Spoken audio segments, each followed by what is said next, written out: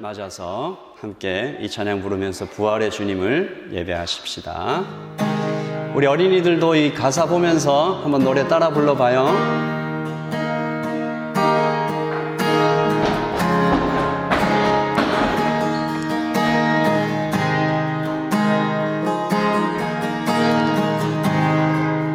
이미 기신 그분의 십자가 쏟아지는 은혜를 힘입네. 아무도 우리 대적할 수 없네. 주가 우리를 온전케 하시네. 이미 기신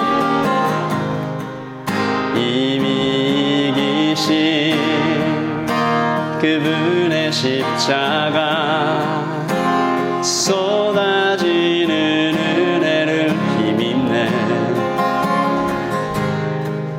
아무도 우리 대적할 수 없네. 주가 우리를 온전케 하시네. 온 하늘과 땅과 바다와 만물에 호흡 주신 이가 함께하네. 그 높고 깊은 사랑과 우릴 감싸는 그 크신 팔로 일하시네. 온 하늘과 땅과 바다와 만물에 호흡 주신 이가 함께하네. 그 곱고 깊은 사랑과 우릴 감싸는 그 크신 팔로 일하시네.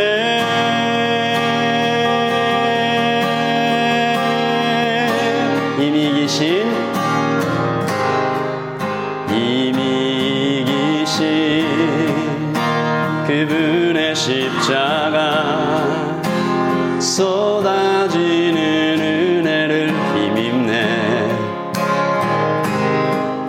아무도 우리 대적할 수 없네. 주가 우리를 온전케 하시네. 온 하늘과 땅과 바다와 만물에 호흡 주신 이가 함께하네. 그 높고 깊은 사랑과 우릴 감싸는 그 크신 팔로 일하시네.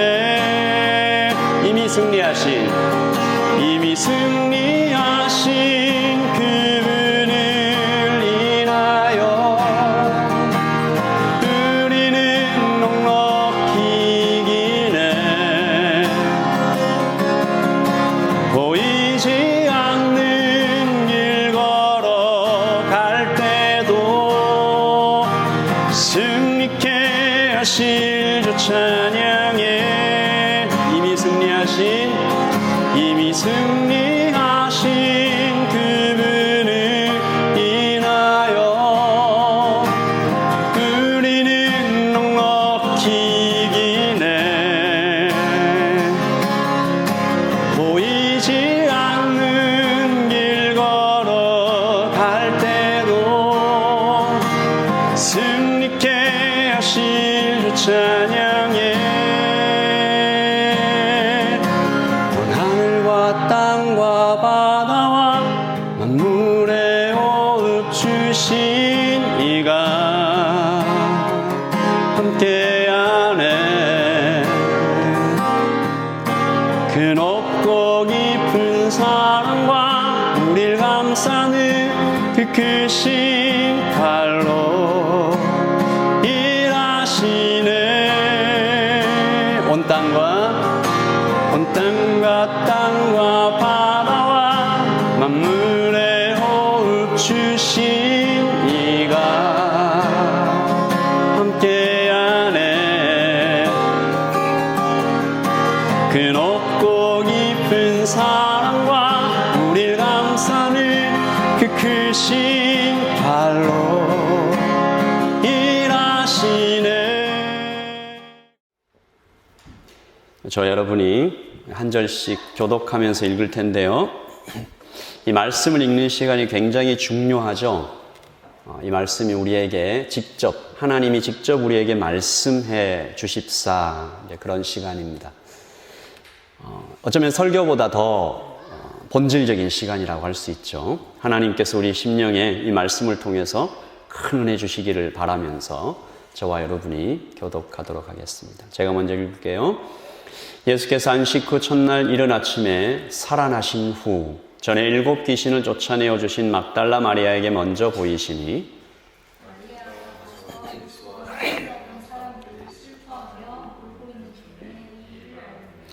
그들은 예수께서 살아나셨다는 것과 마리아에게 보이셨다는 것을 듣고도 믿지 아니하니라.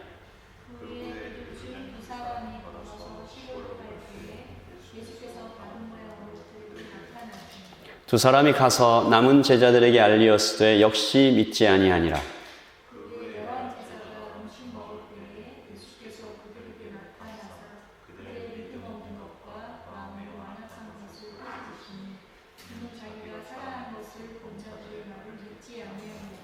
또 이르시되 너희는 온 천하에 다니며 만민에게 복음을 전파하라.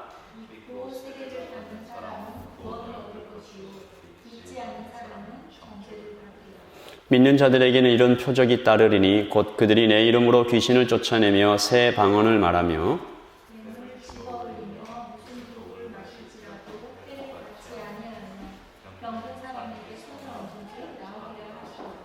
주 예수께서 말씀을 마치신 후에 하늘로 올려지사 하나님 우편에 앉으시니라. 제자들이 나가 두루 전파할세 주께서 함께 역사하사 그 따르는 표적으로 말씀을 확실히 증언하시니라. 아멘. 우리 이 말씀을 한 번 더 읽으시면서 묵상하도록 하겠습니다. 여러분 혹시 팍스 로마나라는 말 들어보셨어요? 평화는 힘에 의해서 온다. 로마가 굳게 믿고 있었던 거죠. 이 거짓말, 힘이 있어야 평화가 온다. 이 거짓말은 지금도 여전합니다. 평화롭게 안전하게 살고 싶으면 힘이 있어야 된다. 그 정도만 하고 끝나면 좋았을 텐데 사람들은 힘을 경배합니다. 숭배하는 거죠. 힘이 대단한 중독성을 가지고 있다라는 것은 역사적으로 증명이 많이 됐죠. 한국말에 이런 말 혹시 들어보신 분 있을지 모르겠는데 완장을 차면 사람이 변한다 이런 말이 있어요. 유럽에서는 모자를 바꿨으면 사람이 변한다 이런 말도 있고 자리가 사람을 만든다. 서 있는 곳이 달라지면 풍경이 바뀐다. 이 작은 힘이라도 가지게 되면 그 힘에 쉽게 중독된다라는 건데 어떤 교수님이 실험을 한 적이 있어요. 여기 한번 그림을 보여주시면 좋겠는데 이 The Stanford Prison Experiment라고 해서 스탠포드 교도소 실험이에요. 1971년에 있었던 건데 한 교수님이 스탠퍼드 대학에서 심리학 실험을 했습니다. 평범한 대학생 24명을 모집을 해가지고 추첨을 합니다. 그래서 그 중에 12명은 교도관, 그리고 12명은 죄수 역할을 2주를 하면서 이게 어떻게 다이나믹이 변하나 해봤는데 실험이 2주 못 가고 6일 만에 끝납니다. 왜냐하면 교도관들이 너무 폭력적으로 변하는 거예요. 사람들을 학대하는 거죠. 죄수들도 변했습니다. 죄수들이 저항하다가 포기하고 우울증과 정신 이상에 빠져 들어가서 이 실험이 너무 위험해진다고 해서 그만둬 버렸어요. 사람들이 얼마나 쉽게 힘에 중독되는지 또 얼마나 쉽게 힘에 무릎 꿇는지 보여주는 실험이죠. 그러니까 우리가 여기서 생각해 봐야 하는 것은 이렇게 작은 힘에도 사람들이 중독된다면 왕들은 어떨까? 사랑 중에 제일 큰 사랑이 자식 사랑이라고 하는데 우리 역사 속에 많이 봤잖아요. 왕들이 자신의 자식도 주저없이 죽이는 겁니다. 왜요? 힘 때문에. 그러면 고작 지구라는 작은 행성의 한 나라의 왕이 그렇다면 하나님은 어떠실까? 그래서 우리가 질문해 봐야 되는 거죠. 성자 하나님, 예수 그리스도께서는 우주 최강의 힘을 어떻게 놓으실 수 있었을까? 그분은 어떻게 하늘의 왕좌에서 내려오실 수 있었을까? 지난주에 마태복음과 마가복음을 이렇게 계속 읽다가 가룟 유다가 입맞추는 장면, 대제사장들과 사람들이 폭력을 행사하는 장면, 그리고 베드로에게 배신당하시는 예수님, 이렇게 계속 읽어보면서 예수님 모습이 마치 이사야가 말했듯이 도살장에 끌려가는 어린 양 같다라는 생각을 했습니다. 가장 큰 힘을 가지신 분께서 어떻게 이렇게까지 약해지실 수 있을까? 나는 그렇게 할 수 있을까? 왕들도 그렇게 못했는데, 평범한 사람들도 작은 힘만 가져도 그건 놓기 힘든데, 하나님은 어떻게 그 모든 힘을 다 놓고 이렇게까지 연약하게 끌려가면서 당하실 수 있을까? 어떻게 그렇게 하셨는지는 잘 모르겠어요. 하지만 우리가 아는 것은 하나 있습니다. 방법은 모르지만 하나님께서 그렇게 하신 이유는 압니다. 우리 저를 한번 따라서 해주십시오. 주께서 약해지심은 나에게 강함을 주시기 위함이다. 한 번 더요. 주께서 약해지심은 나에게 강함을 주시기 위함이다. 이렇게 얘기하면 나는 강한데요 라고 얘기하는 사람 있죠. 아닙니다. 사람은 약합니다. 예수님께서 우리 인생을 딱 한마디로 규정하신 말씀이 있죠. 같이 읽어보겠습니다. 시작. 수고하고 무거운 짐진 자들아 다 내게로 오라. 내가 너희를 쉬게 하리라. 한 번 더요. 수고하고 무거운 짐진 자들아 다 내게로 오라. 내게 너희를 쉬게 하리라. 하나님은 이렇게 얘기하시는 거죠. 너는 지쳐있다.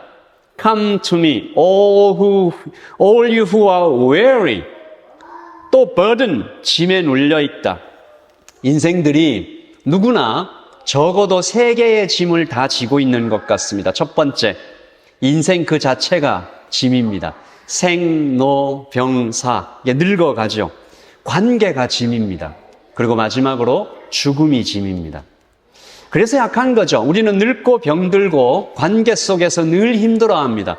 보고 싶은 사람을 자주 보지 못하고 보기 싫은 사람을 자주 보게 되는 관계의 짐이 있죠. 그리고 죽음의 짐. 죽음 앞에 떨지 않는 사람이 없습니다. 여러분, 그래서 예수님이 오셨습니다. 그래서 예수님이 약해지셨습니다. 그래서 예수님이 죽으셨습니다. 예수님께서 하나님이 왜 사람으로 오셨나? 우리는 그 대답을 알고 있습니다. 죽으시기 위해서. 하나님은 죽으실 수 없으니까. 그래서 사람이 되어서 약함을 입고 이 땅에 오셨다라는 거죠. 지난주에 우리가 이 말씀 기억합니다. 가이사의 것은 가이사에게, 하나님의 것은 하나님에게. 저랑 따라서 하실까요? 가이사의 것은 가이사에게, 하나님의 것은 하나님에게. 이것이 잘 이루어지면 이 모든 사람들은 관계 속에서 회복됩니다. 우리 그림을 한번 보여주실까요? 네, 이런 그림이 되는 거죠. 이것을 샬롬이라고 얘기합니다. 가장 먼저 드려야 할 하나님의 것은 나 자신이죠. 하나님 아래에서 하나님을 경배할 때 나는 하나님과 연결되고 또 사람들과 연결되고 세상과 연결되어서 나는 샬롬을 누리게 되는 것입니다. 계시록 20장 4절을 우리 같이 읽어보겠습니다. 시작. 또 내가 보좌들을 보니 거기에 앉은 자들이 있어 심판하는 권세를 받았더라. 그리스도와 더불어 1000년 동안 왕노릇하니. 이것이 바로 샬롬이 완전히 회복된 후에 나에게 주신 하나님의 계획입니다. 위치입니다. 자, 우리 이사야 43장 1절도 같이 읽겠습니다. 시작. 야곱아, 너를 창조하신 여호와께서 지금 말씀하시니라. 이스라엘아, 너를 지으신 이가 말씀하시느니라. 너는 두려워하지 말라. 내가 너를 구속하였고 내가 너를 지명하여 불렀나니 너는 내 것이라. 아멘. 한 번 더요. 시작. 야곱아, 너를 창조하신 여호와께서 지금 말씀하시느니라. 이스라엘아, 너를 지으신 이가 말씀하시느니라. 너는 두려워하지 말라. 내가 너를 구속하였고 내가 너를 지명하여 불렀나니 너는 내 것이라. 아멘. 이 말씀을 믿으십니까? 믿으십니까? 오늘 부활절이에요.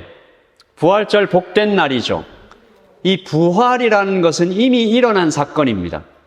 역사적으로 증명이 되어 있는 사건이죠. 팩트입니다.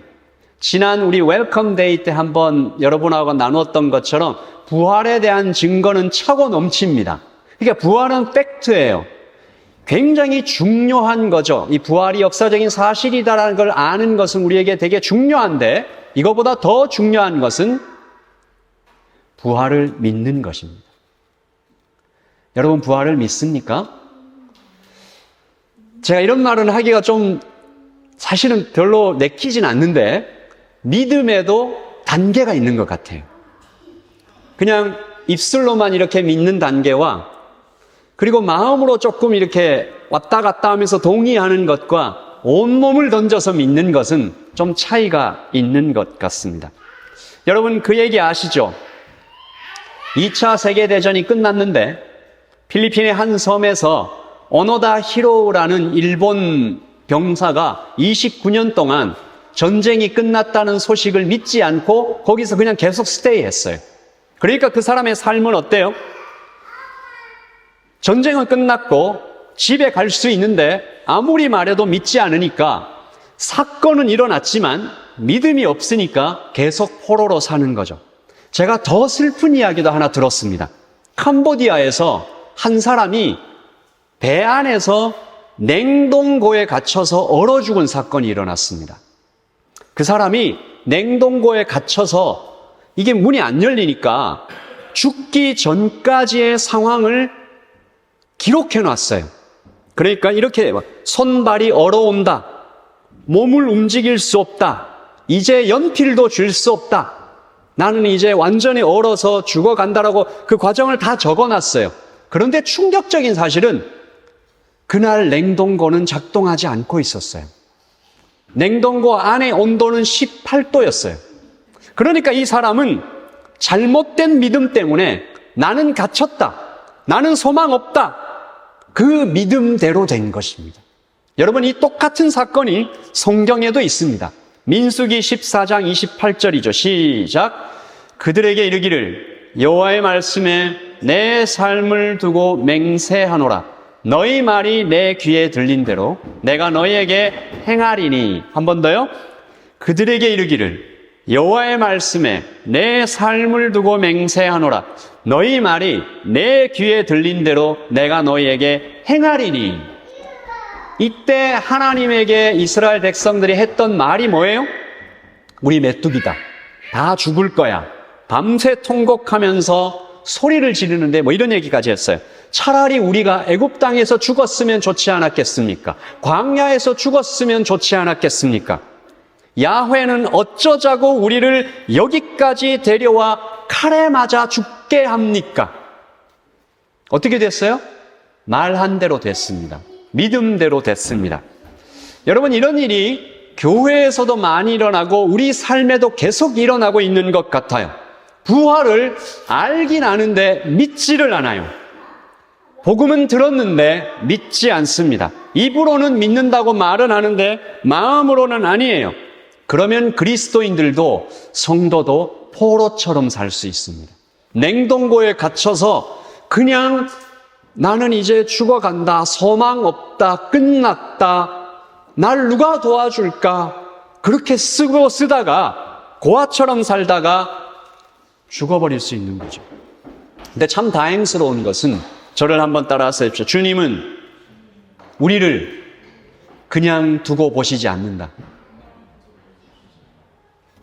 주님은 우리를 그냥 두고 보시지 않아요. 가만 내버려 두시지 않아요. 그 냉동고에 갇혀 있는 사람은 나오지 못했지만 주님은 찾아오셔서 우리를 구원하시는 거죠. 오늘 제자들이 어땠습니까? 상태가 너무 안 좋았죠. 다 배신하고 예수님 십자가에 지시는 그 무렵에 한 사람도 빠짐없이 정말 다 배신하다시피 세례 그 사도 요한 한 사람만 겨우 그 예수님 십자가 지시는 현장까지 따라갔나요? 다 배신하고. 그리고 뿔뿔이 흩어져서 그냥 그대로 끝나버릴 수도 있었던 인생인데 예수님이 찾아오셨습니다. 그리고 제자들에게 예수님의 찾아오신 그 사건 때문에 기적이 일어나죠. 완전히 바뀝니다. 여러분들도 그 생각하신 분 계실 텐데 저는 가끔 이 복음서에서 사도행전으로 넘어가면 이런 생각이 들어요. 복음서에 나온 베드로와 사도행전에 나온 베드로는 같은 사람일까? 복음서에 있는 제자들과 사도행전에 있는 제자들은 같은 사람이 맞나? 이름만 같은 사람 아닌가라는 생각이 들 정도로 그들은 완전히 변합니다. 어떻게 이런 변화가 일어났을까? 오늘 예배하시는 우리 모두, 여러분과 저에게도 이런 변화가 일어나기를 소망하면서 오늘 말씀을 하나씩 좀 살펴보십시다. 첫 번째, 시작. 믿음은 어렵다. 여러분, 믿음은 어렵습니다. 오늘 말씀에 보니까 믿음이 정말로 어려워요. 오늘 제자들의 반응을 보니 아무도 믿지 않습니다. 오늘 말씀에 계속 믿지 않는다는 말만 있죠. 11절 시작. 그들은 예수께서 살아나셨다는 것과 마리아에게 보이셨다는 것을 듣고도 믿지 아니하니라. 듣고도 믿지 아니하니. 13절. 두 사람이 가서 남은 제자들에게 알리었으되 역시 믿지 아니하니라. 제자들은 이 일로 예수님한테 크게 혼납니다. 여러분, 이거 이해되죠? 제자들이 얼마나 많은 것을 경험했나요? 얼마나 많은 가르침을 받았나요? 얼마나 많은 것을 봤나요? 근데 끝내 믿지 못합니다. 14절 시작. 그 후에 11 제자가 음식 먹을 때에 예수께서 그들에게 나타나사 그들의 믿음 없는 것과 마음이 완악한 것을 꾸짖으시니 이는 자기가 살아난 것을 본 자들의 말을 믿지 아니하밀러라. 안 믿었다라는 말로 오늘 말씀이 가득 채워져 있습니다. 제가 이걸 보면서 믿음이 정말로 힘들다, 어렵다라는 것을 깨달았습니다. 여러분, 믿음이 기적이죠. 불가능하죠. 사도행전에 보면 제자들이 복음을 전하면서 이런 것을 누가 믿을까라고 자기 자신들도 좀 놀라는 광경들을 봐요. 복음을 전했는데 믿는 사람들을 보고 제자들이 오히려 놀라는 그런 장면들이 보이죠. 믿음은 애초에 기적입니다. 믿음 자체가 사실은 내 것이 아니죠. 하나님의 선물이라고 에베소서에서 말합니다. 하나님께서 그냥 믿게 해주시는 거죠. 그러면 우리가 어떻게 해야 돼요? 믿음은 어렵고 노력해서 되는 것도 아니고 하나님의 선물이니까 그냥 하나님께서 주실 때까지 기다려야 합니까? 믿음은 어렵고 내가 노력해서 되는 것 아니고 거의 불가능한 것이고 하나님이 주셔야 되는 선물이니까 그냥 나는 믿음이 생길 때까지 아니면 하나님이 이렇게 주실 때까지 그냥 기다리는 겁니까? 복음서에 뭐라고 돼 있어요? 믿음 없는 것을 도와주세요라고 막 소리쳤던 사람들이 있죠. 제가 한 그림을 하나 가져와 봤는데요. 이 사람 뭐 하고 있어요 지금? 감나무 아래서 감 떨어지기를 기다리고 있습니다.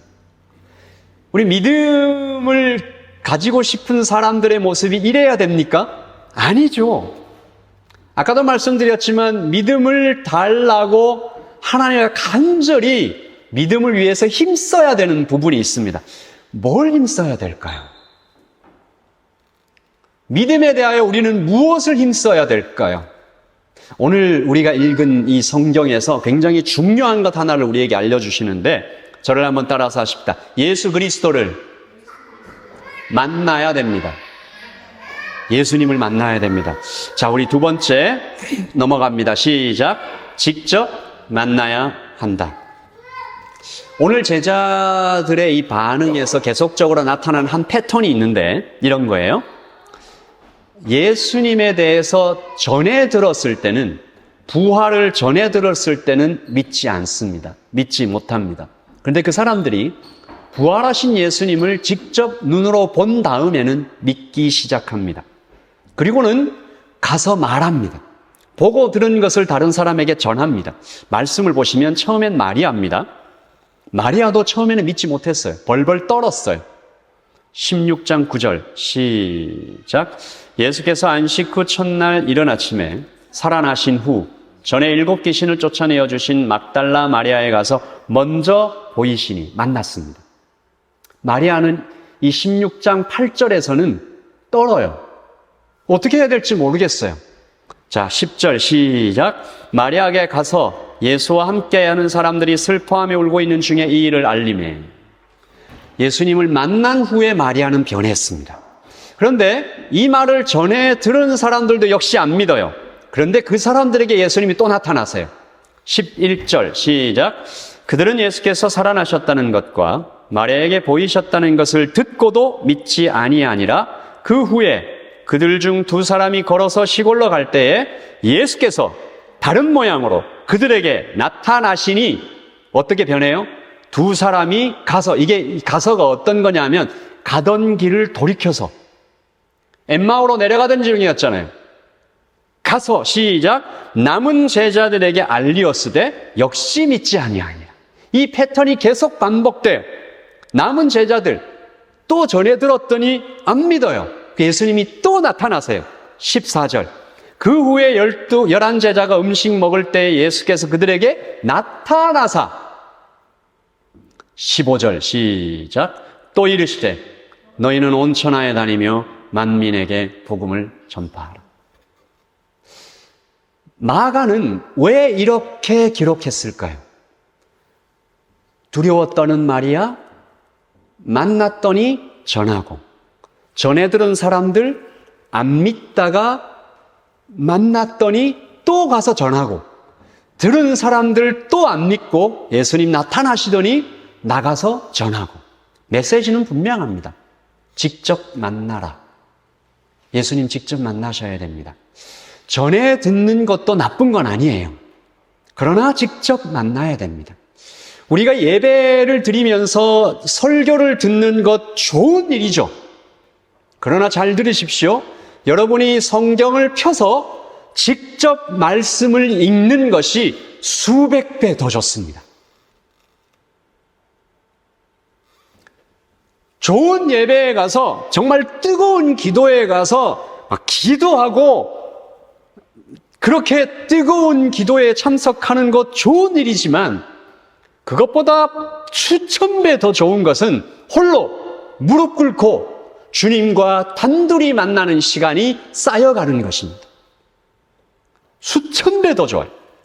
크고 화려한 찬양 집회에 가서 정말 함께 찬양을 높이 웅장하게 드리는 것도 좋은 일이지만 온 마음으로 주님께 눈과 눈을 마주대하고 그 드리는 개인 예배가 수만 배 더 좋습니다. 직접 만나야 됩니다. 지금의 성도들에게 이 예수님을 직접 만나는 이 개인 영성 훈련이 많이 상실되어 가고 있는 것 같아요. 예수님이 그래서 오셨습니다. 제자들이 확 달라졌습니다. 만나고 났더니 바로 다음에 나타난 반응은 가서 전하는 것이었죠. 오늘 설교의 핵심입니다. 우리는 기적을 경험하고 싶죠. 예수님께서 이 땅에 살아계시다, 내 곁에 하나님이 계시다, 그분은 신비롭다, 능력이 있는 분이다, 이 모든 기적들을 경험하고 싶죠. 오늘 복음서에 그 비결이 나와 있잖아요. 3번째 시작. 부활의 기적을 경험하라. 어떻게? 16장 15절 시작. 너희는 온 천하에 다니며 만민에게 복음을 전파하라. 이것이 이 땅을 살아가면서 하나님의 살아계심을 체험할 수 있는, 누릴 수 있는, 경험할 수 있는 가장 확실하고 분명하고 성경적인 방법입니다. 복음을 전하는 거죠.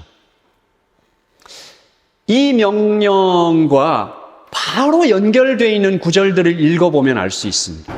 복음을 전파하라. 그리고 나서 16절 시작. 믿고 세례를 받는 사람은 구원을 얻을 것이요. 그렇죠. 복음을 전하면 사람들이 구원을 받습니다. 이거보다 더 큰 일이 어디 있어요? 그리고 이어지는 17절 시작. 믿는 자들에게는 이런 표적이 따르리니 곧 그들이 내 이름으로 귀신을 쫓아내며 새 방언을 말하며 뱀을 집어올리며 무슨 독을 마실지라도 해를 받지 아니하며 병든 사람에게 손을 얻은즉 나으니라. 그러니까 복음을 전파하는 사람들에게 계속 따라오는 체험은 이런 겁니다. 사람이 구원받는 것, 귀신이 쫓겨나가는 것, 방언을 말하는 것, 위험에서 구출되는 것, 병 고침을 받는 것. 이걸 다 뭐라고 그래요? 이런 걸 다 한꺼번에 통합해서 얘기하면 이걸 뭐라고 볼 수 있습니까?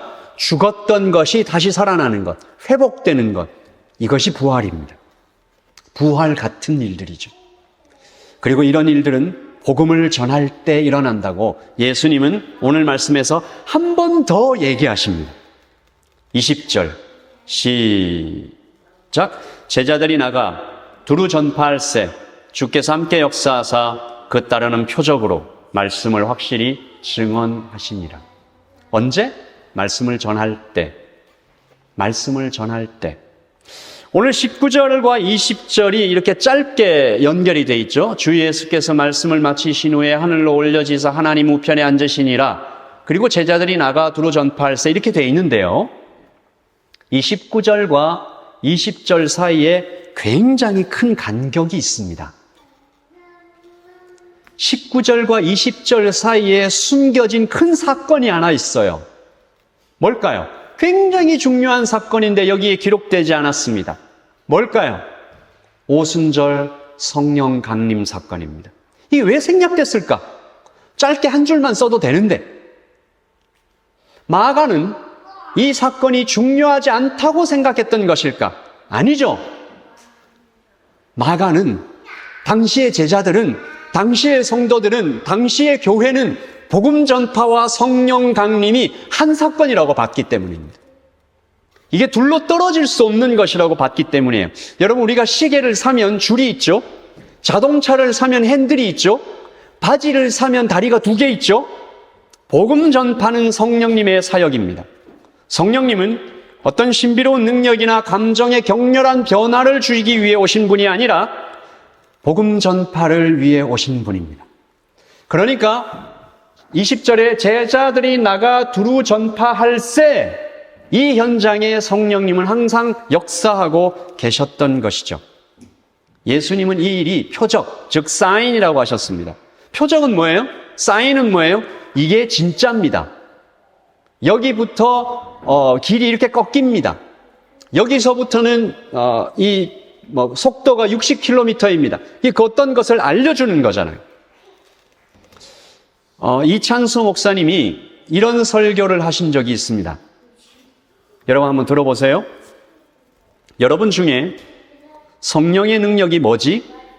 나는 모태신앙인데 성령의 능력을 한 번도 경험해 본 적이 없네. 그런 분들 계시죠? 왜 경험을 못하는지 아세요? 왜 성령의 능력을 한 번도 경험해 보지 못한 성도가 이렇게 많은지 아세요? 성령의 능력을 경험해야 될 만한 위대한 일을 시도해 본 적이 없어서 그래요. 맨날 입술을 가지고 누구 뒷담 하나 하고 자잘한 자랑이나 하고 그렇게 사는데 성령의 능력이 어디에 쓰입니까? 어디에 필요하겠나고요? 여러분, 성령의 위대한 능력을 경험하고 싶으십니까? 성령의 위대한 능력이 필요한 위대한 일을 꿈꿔야 됩니다. 위대한 일을 계획하셔야 됩니다. 위대한 일을 행하는 그곳에 성령의 위대한 역사와 능력이 나타날 줄 믿습니다.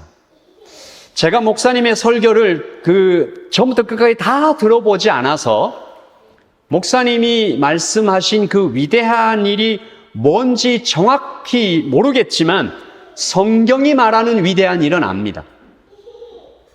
예수님께서 가르쳐 주신 위대한 일은 제가 잘 압니다. 뭐죠? The Great Commandment, 복음 전하는 일이죠. 이 위대한 일, 복음을 전할 때 우리가 부활의 기적들을 경험하는 것입니다. 대학생 때 제가 일본 선교를 갔을 때의 일입니다. 지금도 그렇지만 이 당시 일본은 선교사의 무덤이라고 불렸던 곳이거든요. 일본에는 8만의 잡신이 있는 곳, 영적인 황무지. 제가 이 자료를 조사해 보니까 지금은 좀 나아졌더라고요. 당시에는 일본의 복음화율이 0.2%였습니다. 지금은 한 0.4% 정도 되더라고요. 선교사들은 거의 전부 영어 교실 같은 걸 하고 있었습니다.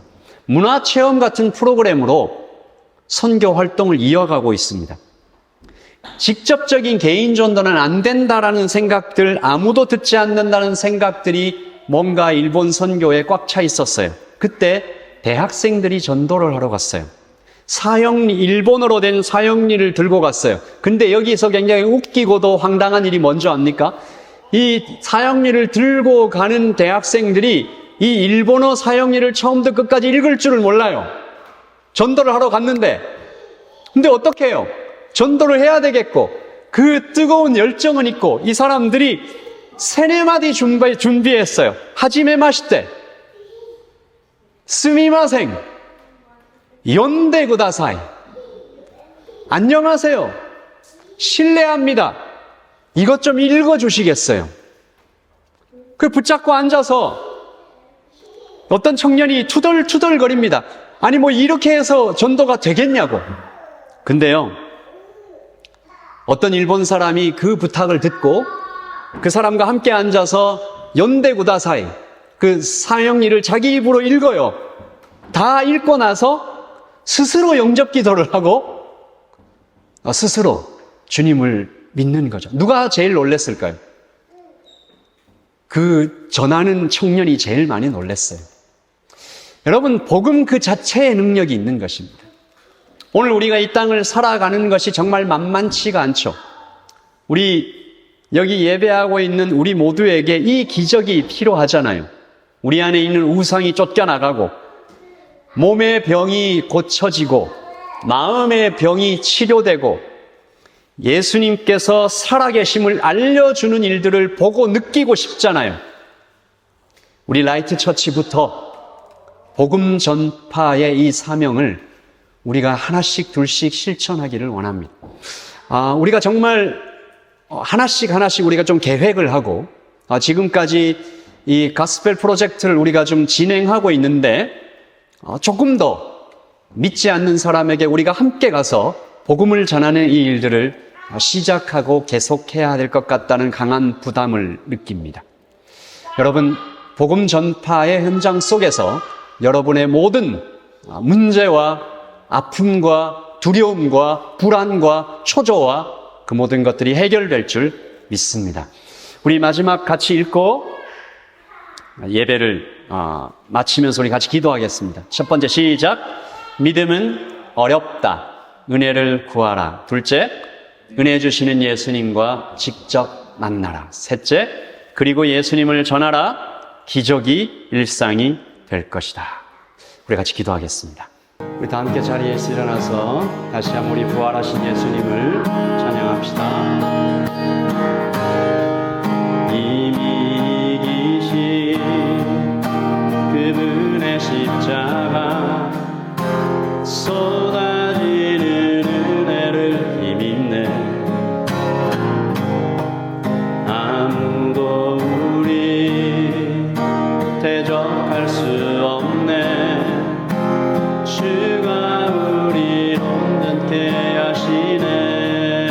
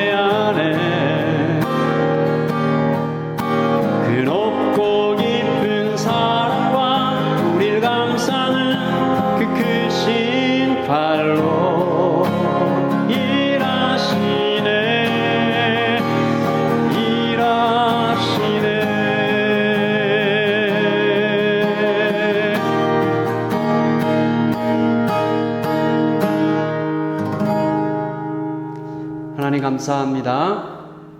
부활하신 주님 찬양합니다. 부활의 기쁨을 우리 모든 성도들과 이 땅의 사람들 함께 누리게 도와주시옵소서. 지금은 우리 주 예수 그리스도의 그 크신 사랑과 하나님 아버지의 풍성하신 그 은혜와 성령의 교통하심과 임재하심이 오늘 예배하러 와서 예수님을 직접 만나기 원하는, 주님을 전하기 원하는, 기적을 경험하기 원하는 여기 모여있는 모든 하나님의 백성들 머리 위에 지금부터 영원토록 함께 있을지어다. 아멘.